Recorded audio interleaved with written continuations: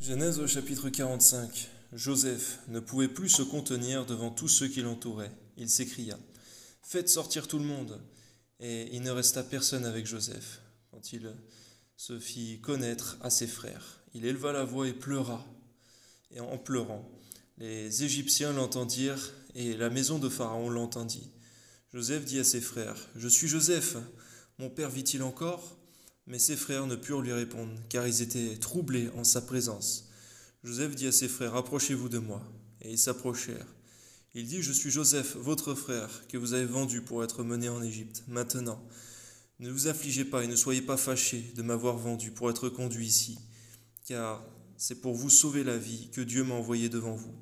Voilà 2 ans que la famine est dans le pays, et pendant 5 années encore, il n'y aura ni labour ni moisson. Dieu m'a envoyé devant vous pour vous faire subsister dans le pays et pour vous faire vivre une grande délivrance.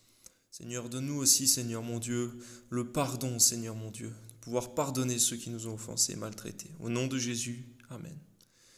Ce n'est donc pas vous qui m'avez envoyé ici, mais c'est Dieu. Il m'a établi père de Pharaon, maître de toute sa maison et gouverneur de tout le pays d'Égypte. Hâtez-vous de remonter auprès de mon père, et vous lui direz: ainsi a parlé ton fils Joseph. Dieu m'a établi seigneur de toute l'Égypte. Descends vers moi, ne tarde pas, tu habiteras dans le pays de Goshen, et tu seras près de moi, toi, tes fils et les fils de tes fils, tes brebis et tes bœufs, et tout ce qui est à toi. Là je te nourrirai, car il y aura encore 5 années de famine. Et ainsi tu ne périras point, toi, ta maison et tout ce qui est avec toi. Voyez de vos yeux mon frère Benjamin, vois de ses yeux que c'est moi-même qui vous parle. Racontez à mon père toute ma gloire en Égypte et tout ce que vous avez vu. Et vous ferez descendre ici mon père au plus tôt. Il se jeta au cou de Benjamin, son frère, et pleura. Et Benjamin pleura sur son cou. Il embrassa aussi tous ses frères en pleurant. Après quoi ses frères s'entretinrent avec lui.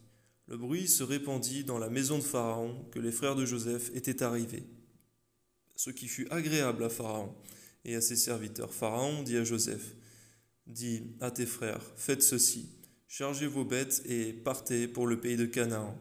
Prenez votre père et vos familles, et venez auprès de moi. Je vous donnerai ce qu'il y a de meilleur au pays d'Égypte, et vous mangerez la graisse du pays. Tu as ordre de leur dire: faites ceci.